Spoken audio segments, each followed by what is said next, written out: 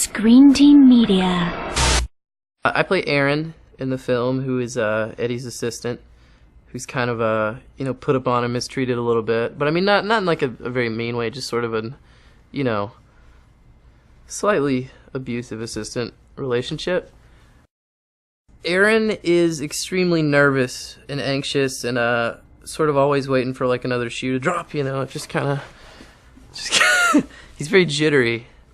And that's totally from Jack, Eddie's character, which was sort of how I was the first week or so too with Eddie.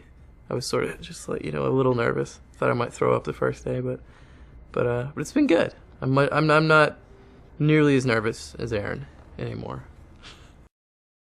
The story is that Aaron's boss, Jack, is this kind of loudmouth, fast-talking literary agent, and he ends up getting a book from this new age guy, Sinja, and I guess Sinja, sees he needs to do something for this guy, so he kind of puts a curse on him that he only has 1,000 words left to say before he dies, and and he has this tree in his yard that every time he says a word, a leaf falls off, and then my character at first doesn't, obviously thinks it's kind of insane, but ends up kind of going with it and believing Jack because he sees the tree, and sees it happen.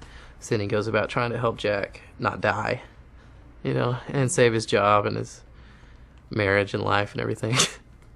The story's got a nice message to it about, I guess, saying what you mean, maybe, not being too false. I think he puts up with it because he knows that Jack is the best and he wants to be trained by the best and, eventually take his job. It's probably the secret plan. Well, there's one scene where Jack has to go to this big important meeting and he can't talk, or it'll kill him.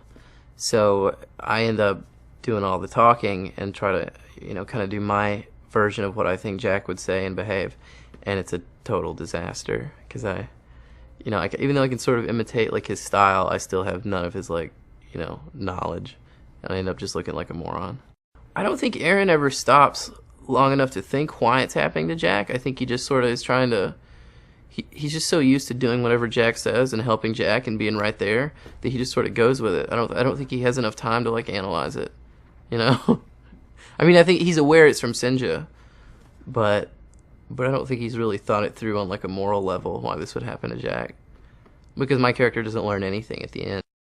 The tree's sort of a character in that it's like a reflection of Eddie. Like he and the tree are connected. So if you hit the tree, it'll hurt Eddie, and vice versa. So I guess I don't know if it has like a personality so much as it has nerve endings. My very first day, my very first shot, I wasn't kind of nervous enough.